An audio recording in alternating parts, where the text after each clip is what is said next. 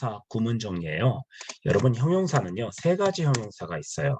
난이 형용사가 있습니다. 이 난이라는 말은 어려울 난, 쉬울 이자예요. 그러니까 어렵고 쉬운 형용사인데 그러면 뭐 hard가 어려운이고요. 뭐 difficult도 어려운이고 당연히 easy가 쉬움이죠.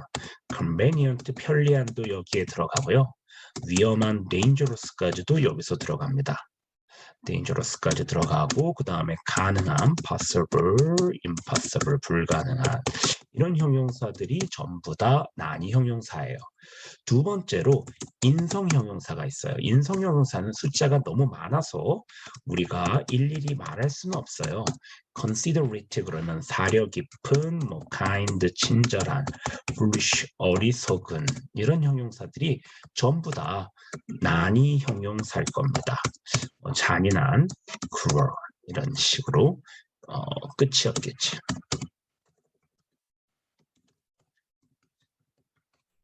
세 번째, 이성적 판단 형용사입니다.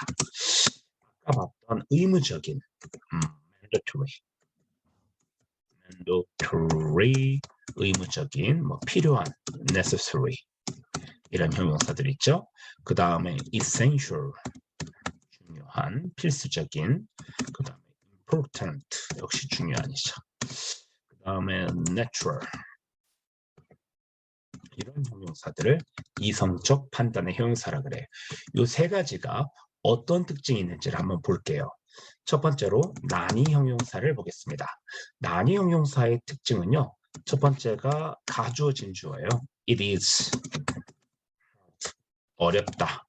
난이 형용사가 나오면 이렇게 it is hard 나오고요. 그 다음에 for 사람 그가 사람 쓰고 그녀와 결혼하는 것은 어렵다 이렇게 됩니다. 그가 그녀와 결혼하는 것은 어렵다 이렇게 하는 거지. 근데 난이 형용사의 특징이 뭐냐면 이 for 사람을 가주어 it 자리에 데리고 올 수가 없어요. 이걸 투부정사의 의미상의 주어라고 하거든요. 근데 예를 들어서 이렇게 문장 구조로 가면 틀려요. 그는 어렵다. 뭐가? 그녀와 결혼하는 게. 이게 한국 사람들이 봤을 때는 괜찮을 것 같지만 사람을 놓고 어렵다 쉽다 이런 말은 할 수가 없어. 그가 그녀와 결혼하는 것이 어려운 거지 그가 그녀랑 결혼하는 것이 아니 그는 어려운 게 아니야. 그녀랑 결혼하기에 사람을 놓고 어렵다 쉽다라는 말을 안 하겠다는 거야. 그러면 뭐가 어려운 거야?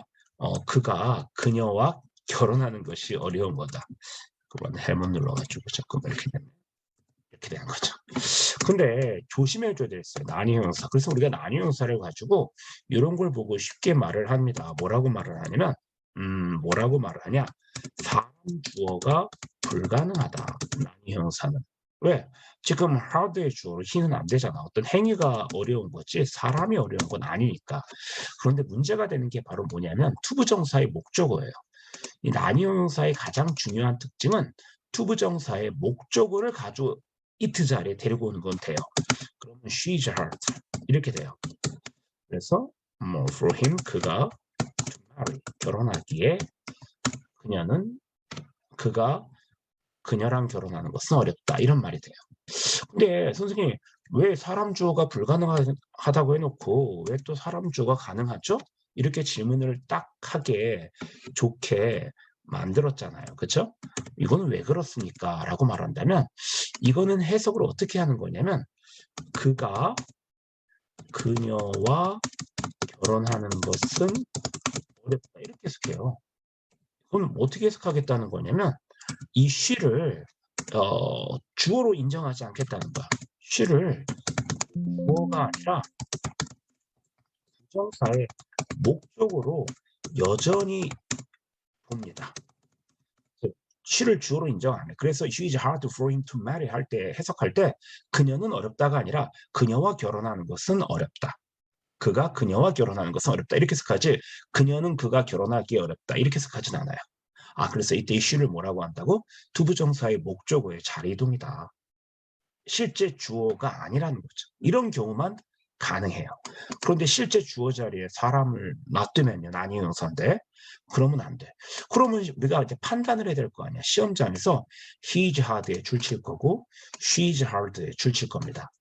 그러면 무조건 틀리는 게 아니라 맞을 수도 있고 틀릴 수도 있고잖아. 그건 투부정사를 보고 정하세요. 투부정사의 목적어가 채워져 있으면 얘는 불가합니다. 사람 주어가. 그런데 투부정사의 목적어 자리가 비어져 있으면 타동사 결혼하다 marry 뒤에 목적어가 안 나왔잖아요. 이 주어는 투부정사의 목적어로 보고 허락해 줍니다. 맞다고 봅니다. 알겠죠? 이 부분을 정확하게 이해하기 바랍니다. 물론 가장 기본적인 시험 문제는 이거죠. 난이 형용사가 나왔을 때 it is 난이 형용사 for 사람 투부정사 이렇게 하는 건데 for 사람 투부정사를 여러분 for 사람을 너무 의존하지 마세요. 시험에 안 나올 수도 있으니까. 그러니까 for 사람은 필요하면 쓰는 거야. 투부정사의 의미상의 주어로서 안 나올 수도 있어요. 됐죠? 이게 난이형용사의 정리고요. 두 번째로 난이형용사에서 두 번째로 주의사항은 가주어, 진주어에서 대절이 못 들어가요.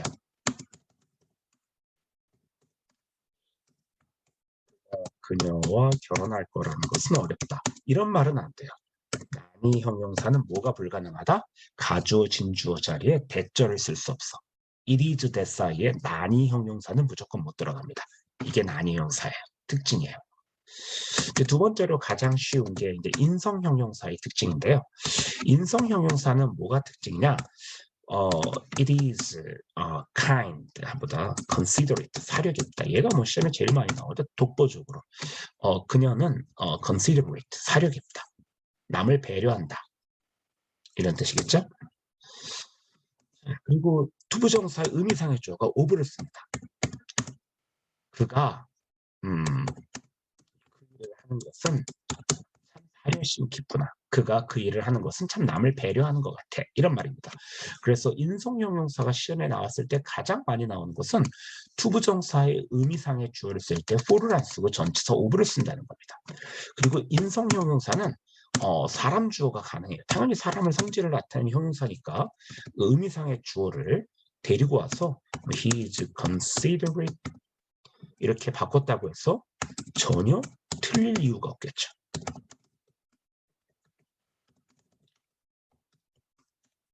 그는 그 일을 하기에 충분히 사려 깊다. 충분히 가능하죠. 인성형용사는 부정사의 의미상의 주어를 가주어 이 자리에 데리고 올 수 있어요. 당연히 인성형용사니까 사람의 성질을 나타내니까 사람 주어가 가능하겠죠. 이렇게 여러분들이 봐야 돼. 하지만 인성형용사에서도 불가능한 게 있습니다.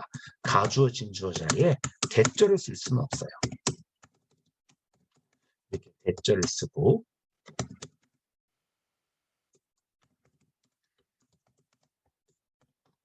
수는 없어요. 인성형용사가 뭐가 안 된다? it is 대절 사이에 들어갈 수 없어. 그러면 난이형용사와 인성형용사의 공통점은 뭐예요? it is 대절 사이에 인성형용사와 난이형용사는 들어갈 수 없다는 거죠. 차이점은 뭐야? 의미상의 주어를 만드는 방법이 달라요. 그리고 난이형용사는 부정사의 목적어의 자리이동이 가능한데 인성형용사는 부정사의 목적어의 자리이동이 불가능합니다. 자, 그 다음에 이성적 판단으로 들어갈게요. 마지막입니다. 이성적 판단의 형용사가 나오면요. 걔는 조금 용법이 틀려요. 뭐 시험에 가장 많이 나온 게 필요한입니다. 얘가 뭐 가장 많이 시험에 나왔는데요. 얘도 가주어 진주를 씁니다. it is necessary를 쓰죠. 그리고 for 사람을 똑같이 써요. 난이형사처럼. 그가 그 일을 할 필요가 있다.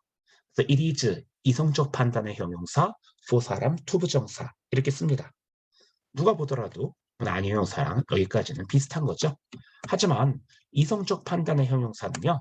물론 당연히 for 사람은 안 써도 되겠지만 부정사의 목적어의 자리 이동이 안 되고 당연히 의미상의 주어도 가주어 입과 바꿀 수 없습니다. 그렇군요. 될 수 있는 게 없어요. 그 대신에 지금까지 안 된다고 했던 게 돼요. 지금까지 안 된다고 했던 건 뭐죠? 바로 가주어 진주어 자리에 대절을 쓰는 겁니다. 얘는 이게 돼요. 그 유명한 it is necessary that, 즉 it is that 사이에 이성적 판단을 요하는 형용사들은 들어갈 수 있어요. 필수적인, 의무적인, 중요한, 긴급한, 다급한 이런 것들입니다.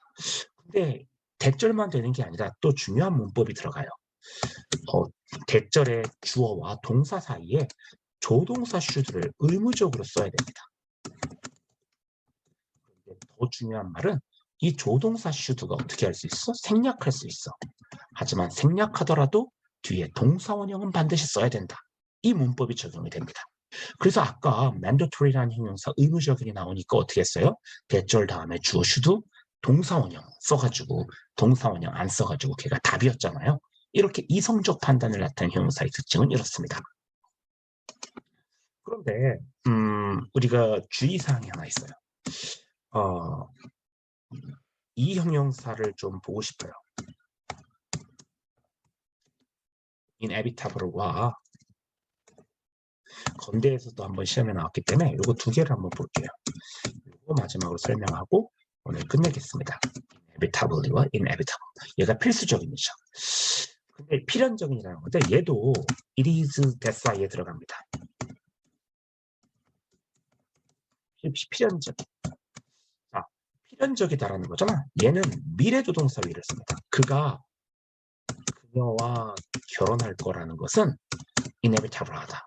필연이다. 반드시 그렇게 될 것이다 라는 거야. 근데 얘는 조동사 should를 안 써요. inevitable은 이성적 판단에 들어가지 않아요. 그래서 얘는 미래조동사를 씁니다. 요게 시험에 나왔어요. 얘가 시험에 나왔는데 얘가 필수적인 아니야? 그런데 얘는 필수적인보다 피할 수 없느냐. 그래서 it is that 사이에 들어가면 미래조동사 will이 나와야 돼. should가 안 나오고. 그 다음에 두 번째 주의사항으로 오늘 내가 엄청 질문을 많이 받았던 게 건대 2022에서 나왔던 문법 문제였죠. 잘 봐. 그게 뭐냐면 she is 다음에 예를 들어서 그녀는 to meet 그녀는 to meet 그녀는 그를 만날 것이다 라는 문장이에요. 이때 비동사 뒤에 이렇게 to 부정사를 쓰게 되면 me를 나타냅니다.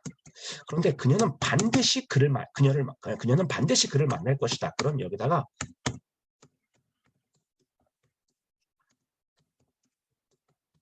건대 시험이 이런 식으로 나왔어요. 여기에 이렇게 줄을 쳤겠지? 비동사 형용사를 쓴 거야. 그녀는 그를 만나는 게 필연적이다. 이렇게 한 거야. 이런 말 없어요. 비동사 투부정사 사이에 들어갈 때는 반드시 부사로 들어가야 돼. 그럼 얘는 뜻이 뭔데? 반드시, 필연적으로. 부사야, 부사. 부사로 들어가야 돼. 반드시. 그녀는 그를 만날 것이다. 그래서 비동사 투부정사에 들어갈 때는 반드시 무슨 형태로 들어간다? 부사로 들어가요. 건대에서 형용사로 썼어요. 안 돼요. 부사로. 그녀는 반드시 그를 만날 것이다. 이렇게 들어가는 거죠. 이게 여러분들에게 주어지는 형용사를 한번 정리해 본 겁니다. 필수적인 형용사들을 다 정리했으니까 이걸 여러분들이 잘 기억하기를 바랍니다.